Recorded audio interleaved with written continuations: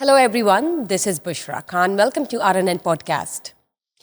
9 मई के वाक़ये में मुलव्वस PTI members जिनमें बैरून मुल्क कुछ एंकर्स यूट्यूबर्स भी शामिल हैं, उनके खिलाफ सज़ाएं सुना दी गई हैं. वो कौन है, उनकी लिस्ट आपके साथ शेयर करेंगे. और इसके साथ नैब की खुली कचहरी फिर से लगी, जिसमें वो लोग जो मुतासरीन हैं हाउसिंग सोसाइटीज़ की वजह से उनके पैसों को रिकवर करवाया गया है.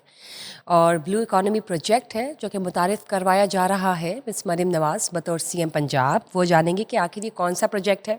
इसके अलावा एक कॉलम की बात करेंगे जो कि 25 ईयर्स ओल्ड एक स्टूडेंट ने लिखा है, मिस्टर ज़ोहरैन. और नासरीन, मिस्टर रजब भट्ट मशहूर वीलॉगर जिनकी कुछ कशीदगी चल रही है कराची की लॉयर्स कम्युनिटी के साथ, और उनके अपने किसी लॉयर का लाइसेंस भी है जो कैंसिल हुआ है. ये तमाम क्या माजरा है ये जानते हैं. मेरे साथ मौजूद है mister Naeem Hanif, senior journalist. अस्सलाम वालेकुम. वालेकुम सलाम. क्या हाल है सर आपके? अल्हम्दुलिल्लाह. सर, आप हमेशा से कहते हैं 9 मई में मुलव्वस जो कुछ मेंबर्स हैं उनकी सज़ाएं अभी सुनाई जाएंगी. कुछ लिस्ट और आई है जिनमें कुछ ऐसे हैं जो कि बाहर के मुल्क में हैं, एंकर्स हैं, यूट्यूबर्स हैं और भी बहुत कुछ कर रहे हैं. वो कौन है? देखें, इसमें तो बड़े पॉपुलर नाम आ गए अब जो हालिया सज़ाएं हुई हैं 9 मई की. और थोड़ी सी इसमें हैरत ये रही कि 9 मई के हवाले से ये नाम पहले डिस्कस नहीं हुए कभी.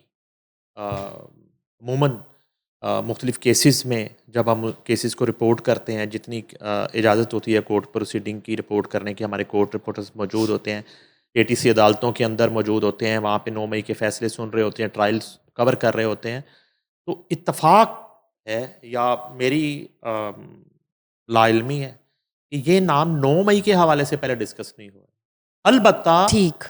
जो इल्ज़ाम है 9 मई के हवाले से इन पे डिजिटल दहशतगर्दी करने का, डिजिटल दहशतगर्दी का वर्ड जो है वो इस्तेमाल हुआ है इनके लिए. तो दहशतगर्द होता है, वो डिजिटल हो, वो जो है वो मैनुअल दहशतगर्द हो.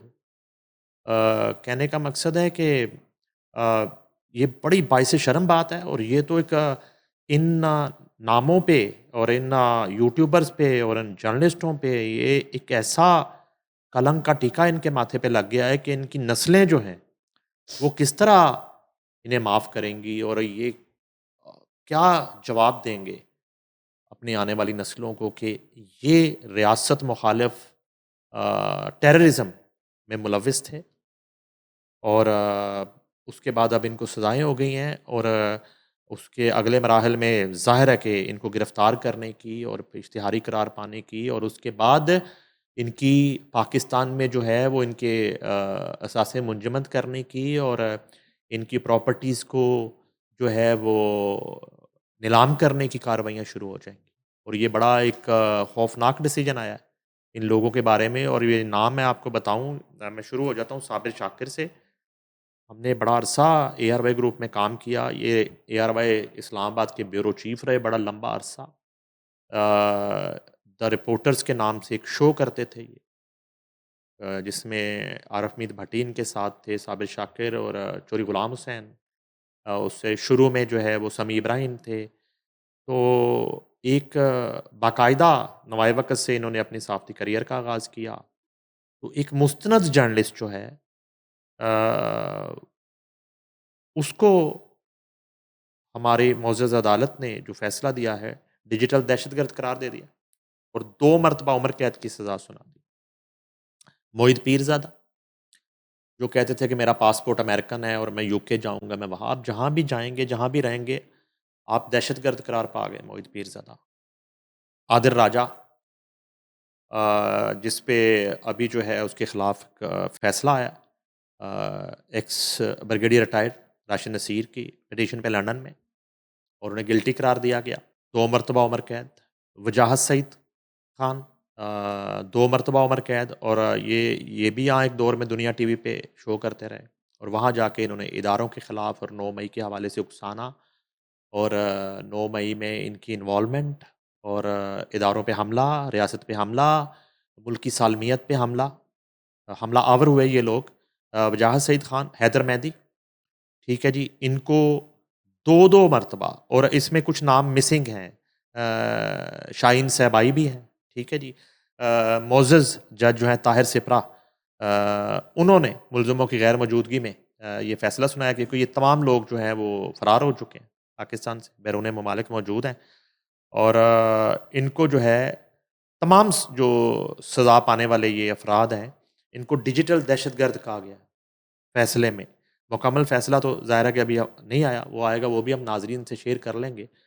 یہ دیکھیں ہم جو ہے 9 مئی والے دن بھی ہم دونوں سما ڈیجیٹل پہ اور سما ٹی وی پہ ہم 9 مئی کا دن رپورٹ کر رہے تھے، آپ کو یاد ہوگا. 10 مئی کو بھی ہم نے شو کیا تھا. ہمارے رپورٹرز جو ہیں وہ ملک بھر میں ان مقامات پر موجود تھے جہاں پر یہ حملے کیے جا رہے تھے. اس میں آپ جناح ہاؤس لے لیں، کور کمانڈر ہاؤس، جی. اس میں آپ کینٹ کے مختلف علاقے لے لیں، اس میں جی ایچ کیو لے لیں، اس میں شہداء کی یادگاریں آپ لے لیں. یہ جو تمام تر حملے تھے اور تمام تر واقعات تھے، یہ بدقسمتی سے جو ہے وہ ہم نے اپنی آنکھوں سے دیکھے، اور پولیس کی وینوں کو جلایا گیا، اور اس میں جو ہے وہ کیجویلٹیز بھی ہوئیں، اور جس کی ایف آئی آر موجود ہیں. تو یہ ایک بڑا خوفناک دن تھا، اور یہ اٹیمپٹ تھی، اور اس کو کو بھی کہا جاتا ہے، اس کو آپ کچھ بھی کہہ سکتے ہیں، بڑی کہانیاں ہیں.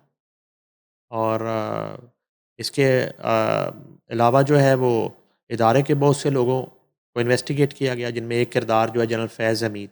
جنرل فیض حمید کا اب یہاں پہ ذکر پھر اس لیے کرنا ضروری ہے کہ میں بہت دیر سے کہہ رہا تھا کہ یہ جتنے نام ہیں، یہ جنرل فیض حمید کا میڈیا سیل تھا. ایکچولی در حقیقت یہ جنرل فیض حمید کا میڈیا سیل تھا. جنرل فیض حمید ان کو پے کرواتے تھے، کرتے نہیں تھے. ٹھیک. کرتے نہیں تھے، کرواتے تھے. کہاں سے کرواتے تھے؟ ان کو مختلف ذرائع سے پے کیا جاتا تھا، اور یہ باقاعدہ پیڈ میڈیا سیل تھا فیض حمید کا، جس کا کام صرف اور صرف ریاست مخالف پروپیگنڈا کرنا تھا اور اداروں کی ہرزہ سرائی کرنا تھا. خواہ وہ 9 مئی ہو یا 10 مئی ہو. 10 مئی 2025 کی بات کر، اس 10 مئی کی بات نہیں کر رہا جو 9 مئی سے جڑی ہوئی 10 مئی تھی.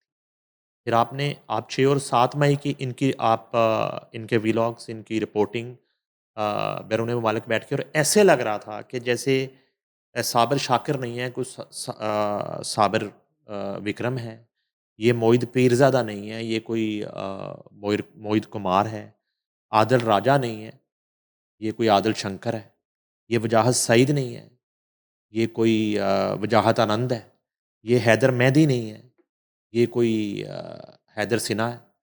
تو یہ تمام ایک دم سے جو ہے وہ پرو انڈیا ہو گئے جب پاکستان کی انڈیا کے ساتھ ایک بڑی سنگین اور سیریس جنگ شروع ہوئی. تو ایسے یہ سب نریندر مودی کی زبان بول رہے تھے اس وقت. دیکھیں یہاں پہ اس 10 مئی کا ذکر نہیں ہے اس فیصلے میں، یہ سزائیں اس پر نہیں ہیں، یہ 9 مئی پہ ہیں. 10 مئی تو آج ہم ڈسکس کر رہے ہیں کہ انہوں نے 6 اور 7 مئی کو کیا کیا تھا 2025 کو. انہوں نے 10 مئی 2025 کو کیا کیا تھا. یہ میجر گورو آریہ کی زبان بول رہے تھے، یہ راج ناتھ سنگھ کی زبان بول رہے تھے، یہ را کی زبان بول رہے تھے، یہ آر ایس ایس کی زبان بول رہے تھے. تو آر ایس ایس کا ذکر اب یہاں پہ کرنا اس لیے ضروری ہے کہ ایسے بھی شواہد ملے کہ ان کو آر ایس ایس سے بھی فنڈنگ کی. ٹھیک ہے. اب اس پیراہے میں اگر انویسٹیگیٹ کیا جائے تو یہ تو ایک جماعت کے لیے پہلے انہوں نے کیا، پاکستان تحریک انصاف کے لیے، عمران خان کے شاہ سے زیادہ وفاداری کی انہوں نے جنرل فیض حمید کے کہنے پہ کیا. مگر جو دوسرا اسپیکٹ ہے، جو پاک بھارت جنگ ہے، اس میں ان کا رول کیا تھا؟ آپ کو ان کی شکلوں میں مختلف جو ہے نا وہ میجر گورو آریہ نظر آئیں گے، آپ کو ارنب سوامی نظر آئیں گے، آپ کو جنرل بخشی لگیں گے. یہ سب لوگ ابھی کچھ اور نام ہیں، پتہ نہیں کہ وہ انہی کیس میں وہ بھی نکل آئیں یا ان کی کوئی معافی تلافی ہو چکی ہے، یا وہ کوئی وعدہ معاف گواہ ٹائپ بن چکے ہیں، یا توبہ کر چکے ہیں. وہ کچھ اور نام ہیں. ابھی یہ کمپلیٹ لسٹ نہیں ہے جو فیصلہ آیا ہے، کچھ اور نام ہیں ابھی اور بھی باقی ہے، ایسے اور آپ شیئر کریں گے ایسے ہی لوگوں کی جو بیرون ملک موجود ہیں، جو فرار ہیں، جو پاکستان نہیں آ رہے، نہیں آ سکتے، کسی ڈر سے نہیں آ رہے، اپنے کیے پہ نہیں آ رہے، یا وہ یہاں پہ آج بھی جو ہے نا وہ اس گھٹیا اور گندی خواہش پر باہر بیٹھے ہیں کہ پتہ نہیں یہاں پہ کیا ہو جائے گا، اور ایک جس کو کہتے ہیں کہ افراتفری کا ماحول ہوگا، اور یہاں پر کوئی بہت بڑا جو ہے رجیم چینج ہو جائے گا، کوئی تخت الٹ جائے گا اور انارکی کی صورتحال. اس انتظار میں اور اس گھٹیا خواہش کے ساتھ وہ لوگ آج بھی غصے میں ہیں بلوں میں بیرون ممالک.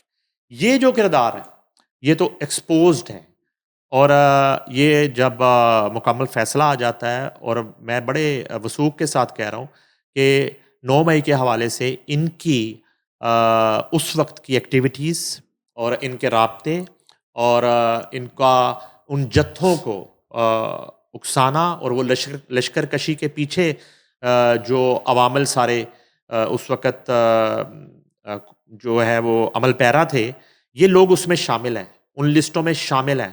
اور زمان پارک سے جو زوم میٹنگز ہوئیں، ان زوم میٹنگز کا بھی یہ لوگ حصہ رہے ہیں. کن زوم میٹنگز کا؟ جن زوم میٹنگز کی وجہ سے آج محمود الرشید جو ہے وہ جیل کاٹ رہے ہیں، یا ڈاکٹر یاسمین راشد جیل کاٹ رہی ہیں، اعجاز چودھری جیل کاٹ رہے ہیں، عمر سرفراز چیمہ جیل کاٹ رہے ہیں، خود عمران خان جیل کاٹ رہے ہیں، بشرا بی بی جیل کاٹ رہی ہے. یہ ان تمام جو ارینجمنٹس تھے، ان تمام وہ جو سازش تھی، یہ لوگ ڈائریکٹ انڈائریکٹ اس کا حصہ تھے، اور ان کے ذمہ تھا ان لشکروں، اس لشکر کو اور جی ان آگے شہریوں پہنچانا، کو ان کو اکسانا، ان ٹھیک کو ڈائریکشن دینا، جو ہے نا انسٹیگیٹ کرنا، یا ایگزیکٹلی. ہم کہہ سکتے تو ہیں یہ سارا ان کا رول تھا. بڑا گھٹیا رول ہے ان کی خاندانوں کے لیے، ان کی نسلوں کے لیے، جانے والی نسلوں کے لیے اور آئندہ نسلوں کے لیے. یہ لوگ کلنک کا ٹیکا ثابت ہوئے. ان کو اب غدار بھی ان کے لیے بہت چھوٹا لفظ ہے، ان کو اب غدار کا ہے. ملک دشمن وہ چھوٹا لفظ ہے ان کے لیے، انہوں نے جو کیا ہے. اور میں سمجھتا ہوں کہ یہ والی جو انویسٹیگیشن تھی، یہ اس سے پہلے کبھی منظر عام پہ نہیں آئی. کسی ہیئرنگ سے ہمیں کوئی اس طرح کی رپورٹ اس سے پہلے کبھی موصول نہیں ہوئی کہ ان کی اس کیسز میں ان کو طلب کیا گیا یا ان کے حوالے سے. ہاں البتہ اب سمجھ آتا ہے، آج پوری قوم کو یہ سمجھ جانا چاہیے، پوری دنیا میں بیٹھے اوورسیز پاکستانیوں کو سمجھ جانا چاہیے کہ یہ لوگ ملک سے کیوں بھاگے، یہ ملک سے باہر کیوں چلے گئے تھے.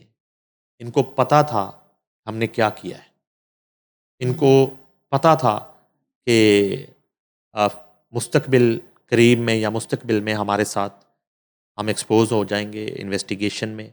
اگر پھنسے اور فیض حمید انٹروگیٹ ہو گئے تو ہماری باری آ جائے گی بیفور ٹائم. اصل جو کہانی ہے وہ یہ ہے کہ یہ ڈیجیٹل دہشت گردی کر کے باہر بیٹھ کے انہوں نے یہ تمام ایکٹیویٹی کی. تو آج یہ اپنے جس کو کہتے ہیں کہ انجام کو پہنچ گئے، اور یہ بہت بڑا ایک پیغام ہے آج کے ڈیجیٹل میڈیا انفلوئنسرز کے لیے، اور یہ بہت بڑا ایک میسج ہے، اور یہ بہت بڑا الٹیمیٹم ہے کہ ملک کی سلامتی اور یقیناً اداروں کی جو ایک رسپیکٹ ہے ہاں اور جی. اس کی جو ساکھ ہے، اس پر اگر کوئی حملہ کرے گا تو اس کی معافی نہیں. سر نیب کی کھلی کچہری پھر سے لگی، اور اس میں ان تمام متاثرین کے پیسے جو ہے وہ ریکور کروائے گئے ہیں ہاؤسنگ سوسائٹیز کی وجہ سے. اصل میں نا اس خبر کو اس لیے ڈسکس کرنا تھوڑا سا میں سمجھتا ہوں کہ ضروری ہے کہ باضابطہ ایک سرکاری ادارے نے کن کن پروجیکٹ جو ہیں جو لوٹ مار کرنے میں ملوث پائے گئے، جی ان سے لوٹا ہوا پیسہ لٹے ہوئے عوام تک واپس پہنچایا. اچھا یہ پریکٹس ہوتی رہی ماضی میں بھی، لیکن اس دور میں تھوڑا سا کام زیادہ بہتر انداز میں ہو رہا ہے. D G NAB Lahore Mirza Farhan Baig کی زیر صدارت یہ کھلی کچہری ہوئی. نیب لاہور کھلی کچہری میں 300 متاثرین نے شرکت کی. ڈی جی نیب لاہور کے متاثرین سے براہ راست ملاقات ہوئی. زیادہ تر جو شکایات ہیں وہ ہیں جی الجلیل گارڈن، النور آرچڈ، سرمایہ داری، اومیگا ریزیڈینشیا، الرحمان گارڈن، خیابان امین، فار یو ریئل اسٹیٹ، لاسانی oil and traders, B for you, الحمد گارڈن اور پاک عرب سوسائٹی کے متعلق شکایات موصول ہوئی ہیں، اور ڈی جی نیب لاہور کے عوام الناس کی شکایات کے حل کے لیے فوری احکامات جاری کیے گئے ہیں۔ عوامی فراڈ کے خلاف نیب کی زیرو ٹالرنس پالیسی ہے۔ عوام الناس کے ساتھ دھوکہ دہی کے مقدمات میں کارروائی اور ریکوری یقینی بنانے کے لیے سخت احکامات جاری ہیں۔ چیئرمین نیب کی ہدایت پر عوامی مفاد کے تحفظ کے لیے بھرپور اقدامات اٹھا رہے ہیں۔ اچھا، یہ والے جو پروجیکٹ ہیں نا، ان پروجیکٹ سے ابھی ریکوری ہونا باقی ہے۔ اس سے قبل بہت سارے اسی طرح کے پروجیکٹس جنہوں نے لوٹ مار کی اور جنہوں نے معصوم جو سادہ شہریوں کو لوٹا پلاٹس کے نام پہ اور ہاؤسنگ پروجیکٹس کے نام پہ، ان سے نیب ریکور کر کے پیسے لٹاتی ہے۔ یہ والی کھلی کچہری میں ان پروجیکٹس کے خلاف شکایات موصول ہوئی ہیں سب سے زیادہ، جو 300 کے قریب لوگ ہیں۔ اچھا، اس میں تو کئی بڑے عادی پروجیکٹس ہیں، وہ تو آپ کو ہر کھلی کچہری میں ان کے نام، ان پروجیکٹس میں سے کچھ ہیں ان نام ملیں گے۔ ہر جو ہے نا کچھ عرصے کے بعد ان کے خلاف لاہور میں مختلف مقامات میں مظاہرے آپ کو سننے میں ملیں گے۔ متاثرین ان کے گھروں کے باہر گھیراؤ کرتے ہوئے آپ کو نظر آئیں گے۔ یہ وہ پروجیکٹس ہیں، ٹھیک ہے۔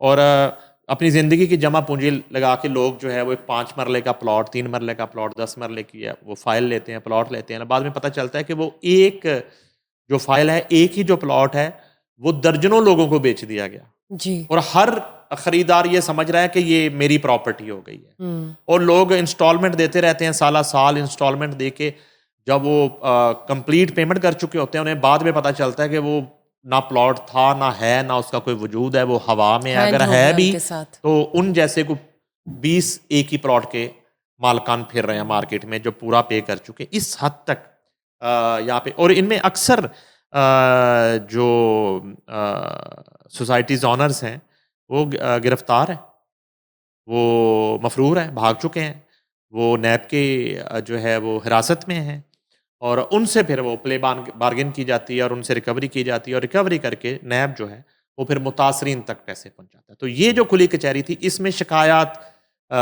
جو ہے وہ سنی گئی، وہ اپلیکیشنز وصول کی گئی، اور ڈی جی نیب لاہور نے مرزا فرحان بیگ نے اس صدارت کی اس کھلی کچہری کی۔ بہت بہت شکریہ آپ نے شیئر کیا۔ سر یہ بھی بتائیے بلو اکانومی کیا ہے؟ یہ وزیر اعلیٰ پنجاب مریم نواز شریف جو ہیں، ان کی حکومت نے بلو اکانومی خواب سے حقیقت کی طرف اہم پیش رفت کی ہے۔ وزیر اعلیٰ مریم نواز شریف کا پنجاب میں آبی حیات کے فروغ کے لیے بڑا اقدام ہے۔ یہ سرگودا اور علی پور میں مجموعی 5600 ایکڑ شرمپ اسٹیٹ بنے گی۔ مریم نواز شریف بنجر اور سیم زدہ زمینوں کو شرمپ فارمنگ کے ذریعے پہلی بار قابل استعمال بنایا جا رہا ہے۔ سرگودا میں شرمپ فارمنگ منصوبے کی 15ویں یومیہ ترقیاتی رپورٹ جاری کی گئی ہے، جس میں 9 تالاب 20 ایکڑ اراضی پر شرمپ فارمنگ کے لیے تیار کیے گئے ہیں۔ 5320 میٹر ڈرینج مکمل کر لی گئی ہے۔ اگلے مرحلے میں مزید 10 ایکڑ اراضی پر شرمپ فارمنگ کے لیے سروے بھی مکمل ہو گیا۔ 4.5 ارب روپے کی لاگت سے 99 کوالٹی کنٹرول لیبارٹریز جو ہے 99% وہ مکمل ہو گئی ہیں۔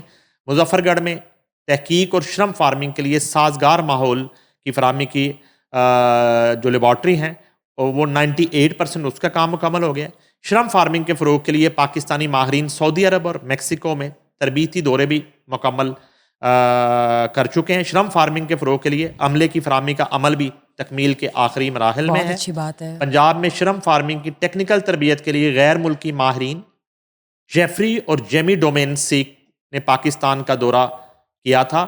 شرمپ فارمنگ پروجیکٹ کے لیے 100 انٹرنز کے تحریری امتحانات بھی ہو چکے ہیں۔ شرمپ فارمنگ کے لیے 32 ٹیوب ویلوں اور 8 ٹرانسفارمرز کی تنصیب کا کام مکمل ہو چکا ہے۔ شرمپ فارمنگ ریسرچ کے لیے 64 تالابوں میں شرمپ کا بیج ڈالا گیا تھا۔ سرگودا کے چک نمبر 58 میں 124 ایکڑ اراضی پر شرمپ اسٹیٹ اور ویلیو چین قائم ہوگی۔ 57 تالاب کی کھدائی مکمل کر لی گئی ہے، اور اس کے علاوہ رکھ علی ولی مظفر گڑھ میں 57 تالابوں اور 50 ٹیوب ویلز کی کھدائی کا کام بھی مکمل ہو چکا ہے۔ شرمپ فارمنگ کے آغاز سے پنجاب کی برآمدات میں بڑا اضافہ ہوگا۔ مریم نواز شریف منصوبے سے ہزاروں نوجوانوں کے لیے روزگار کے مواقع پیدا ہوں۔ سی ایم پنجاب، اور پنجاب میں بلو اکانومی کا اب تک کا سب سے بڑا یہ منصوبہ ہے جو متعارف کروایا گیا۔ چلیے تو بہت اچھی بات ہے کہ اس پہ کام ہونا شروع ہو گیا اور ڈرینیج جو ہے وہ بھی تیار ہو گئی ہے اور 20 ایکڑ پر یہ جو فارم ہے شرمپ کا وہ تیار ہو رہا ہے. زبردست. سر ایک کالم کی بات کرنا چاہوں گی جس کے حوالے سے کافی باتیں ہو رہی ہیں سوشل میڈیا پر بھی. 25 ایج ہے مسٹر زہرین جنہوں نے لکھا ہے. کیا حقیقت ہے اور کیا بیک گراؤنڈ ہے اس کا؟ یہ ایک فنکار جوڑے کا بچہ ہے، زورین نظامانی.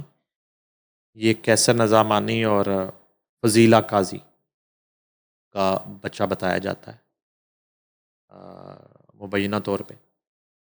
اور یہ اسٹڈی کے سلسلے میں بیرون ملک ہے، غالباً امریکہ میں، اور وہاں سے اس نے کوئی کالم لکھا ہے مقامی اخبار میں، انگریزی اخبار میں، جو تھوڑی دیر کے بعد ریموو ہوا ہے، ڈیلیٹ ہوا ہے ڈیجیٹل سے. مگر سنا ہے کہ اس کالم میں کوئی ہرزہ سرائی کی گئی ہے اور بڑا کوئی انقلابی کالم ہے اور بڑی ایک اسمارٹ ٹیسٹر لگایا گیا یہ بچے کے نام سے کالم جنہوں نے لکھوایا ہے. یہ کالم، یہ تحریر اس بچے کی نہیں ہے. یہ تحریر جو ہے نا، اس کے تانے بانے بھی کہیں اور سے آپ کو ملیں گے. اور یہ وہی عناصر ہیں جو ہم نے پہلی سٹوری میں بھی ڈسکس کیا، رائٹ. جن کو 9 مئی میں بھی سزائیں ہوئیں، جن کو میں نے جنرل فیض حمید کا میڈیا سیل بھی کہا. تو یہ وہی عناصر ہیں. اور اس طرح کی حرکات ایک بچے سے، اس کے نام سے آپ کالم چھپوا کے، کہ جیسے پاکستان میں جو ماحول ہے وہ بڑا کوئی ایک گھٹن زدہ ہے. یہاں پہ کوئی ڈیموکریسی نہیں ہے، کوئی آزادی نہیں ہے، آزادی اظہار رائے نہیں ہے. اور نئی نسل جو ہے وہ بالکل اکتا چکی ہے اور تنگ آ چکی ہے، اور یا وہ ملک سے باہر جانا چاہتی ہے یا وہ تبدیلی چاہتی ہے، اور تبدیلی بھی. تو یہ جو ہے نا ایک بہت بڑا ڈرامہ ہے جو وقت آنے پہ ثابت ہو جائے گا. اور یہ اس بچے کی تحریر نہیں ہے، یہ فنکار جوڑے کا جو بچہ ہے. اور 9 کے پیرنٹس انوالو ہیں اس میں. اور یار پیرنٹس کی آپ بات جب کرتے ہیں، ان کے ہم بڑے ڈرامے دیکھتے رہے بچپن میں.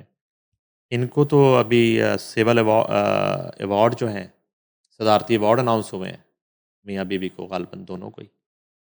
اور 23 مارچ کو ان کو ایوارڈس ملنے ہیں جو اطلاعات ہیں. تو میرا خیال ہے کہ اگر ان کا بچہ اتنا انقلابی ایک رائٹر ہے اور اتنا تنگ ہے اس ملک سے، اور وہ کہتا ہے کہ وہ ملک چھوڑ کے جا چکا ہے اور وہ اکساتا ہے یوتھ کو، تو ان کو سب سے پہلے ان کو ایوارڈ نہیں واپس کرنے چاہیے، اس کمیٹی کو جنہوں نے ان کے ایوارڈز اناؤنس کیے ہیں فوری طور پہ ان کے ایوارڈز کینسل کر دینے چاہیے. اور یا پھر یہ اس بچے کو ڈس آن کریں کہ ہمارا اس بچے سے کوئی تعلق نہیں. ایک آک نامے کا دے دینا، اسی طرح کا اسی اخبار میں ایک ایڈ دے دیں آک نامے کا. اور اگر وہ جو آپ کی بات، آپ کا سوال ہے کہ وہ پیرنٹس کی اجازت سے وہ اس طرح کا زہر اگل رہا ہے بچہ باہر جا کے، تو ان کو بھی چلے جانا چاہیے اس کے پاس. اور ابھی تک کوئی ان میاں بیوی کی طرف سے کوئی اسٹیٹمنٹ نہیں آیا، لیکن یہ بھی ایک سازش ہے اور ایک ٹیسٹر ہے.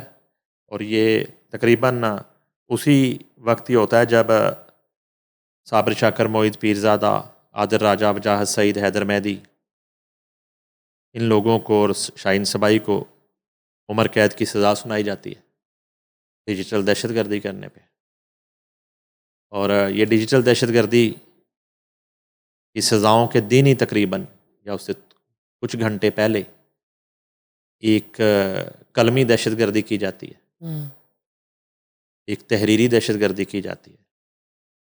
اور باہر بیٹھ کے اس طرح ایک ملک کا امیج جو ہے وہ خراب کرنے کی کوشش کی جاتی ہے.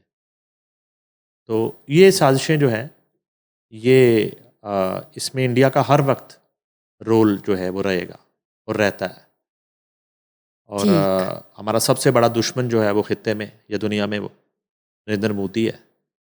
تو یہ وہاں سے بہت سی پیڈ جو ہے اٹیمپٹس بھی ہوتی ہیں, کیونکہ 10 مائی والی جنگ تو نہ وہ لڑنے کی پوزیشن میں اب ہے, نہ شاید کبھی ہوگا براہ راست.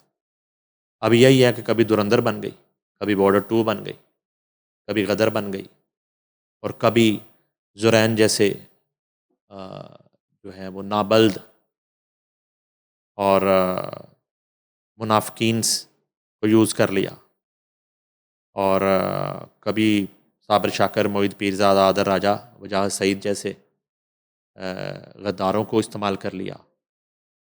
اور یہ اصل میں تانے بانے سارے وہی ہیں.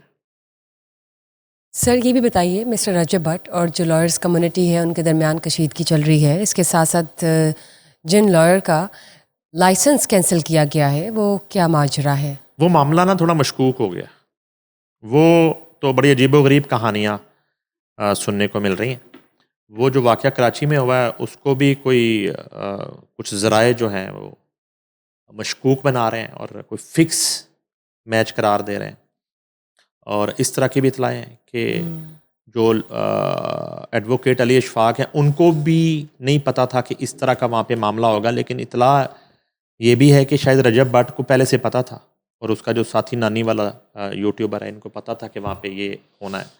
اچھا, وہ اس طرح کی جو حرکت ہے, وہ جو اسائلم کی ایک اٹیمپٹ کر رہا تھا لندن میں, ڈیپورٹ ہو گیا رجب بٹ, وہ تو اس لیے بھی کر سکتا, مگر تھوڑا سا اس معاملے کی جو سینسٹیوٹی تھی, واقعات یہ ہو جاتے ہیں کورٹس کے ہاتھے میں اکثر, فیملیز کورٹس میں بھی آپس میں, لیکن تھوڑا سا شاید علی اشفاق جو ہیں جو جنرل فیض حمید کے وکیل بھی رہے, تو اس لیے یہ جو ہے نا معاملہ کافی مشکوک ہوتا جا رہا ہے.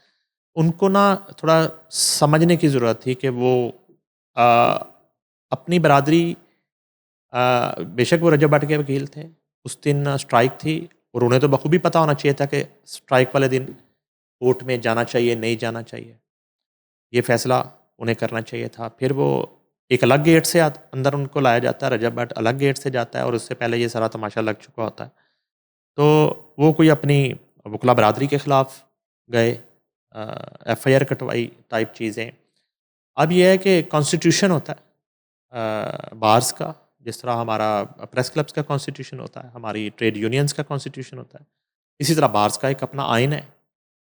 اور یہ جو ایکٹ تھا علی اشفاق کا, ایڈوکیٹ جو ہے, وہ شاید جو ہے وہ اس کانسٹیٹیوشن کی وائلیشن ہے کچھ شکوں کی, جس پر ان کا لائسنس معطل کیا گیا. ڈپینڈ یہ کرتا ہے کہ جو فیصلہ کرنا ہے بار کی اس کمیٹی نے, کیا وہ بحال کرتی ہے اگلی میٹنگ میں لائسنس, یا مستقل منسوخ کر دیتی ہے, ڈپینڈ کرتا ہے. یا اس سے پہلے علی اشفاق جو ہے, اگر واقعی انہوں نے ان آئینی وائلیشن کی ہے بارز کے اس کانسٹیٹیوشن کی, اس پہ وہ معافی مانگتے ہیں, رجب بٹ کی کیس کی پیروی چھوڑتے ہیں. علی اشفاق جو ہیں وہ عمران ریاض کے بھی وکیل تھے, شاید آپ کو یاد ہو. پھر وہ جنرل فیض حمید کے بھی وکیل تھے, بذریعہ عمران ریاض.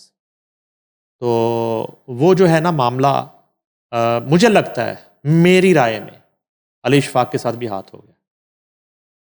اس کو آپ ٹریپ بھی کہہ سکتے ہیں. ٹھیک, کہ اس انداز میں جو ہے نا وہ وہاں لے جایا گیا, اور یہ سارا کرنے کے بعد ایک لڑائی کا ماحول بنایا گیا, اور ایک پر ان کے خلاف ایک کیس بنا کے پروپیگنڈا اور وہ لائسنس معطل کر دیا. چلیں دیکھتے ہیں مزید حقیقت کیا ہے, اور منظر عام پر جو بھی آئے گا وہ ہم ناظرین کے ساتھ بھی شیئر کریں گے. Thank you sir for being part of today's show. Thank you guys for watching us today. Just stay tuned for another session. Till then, bye bye.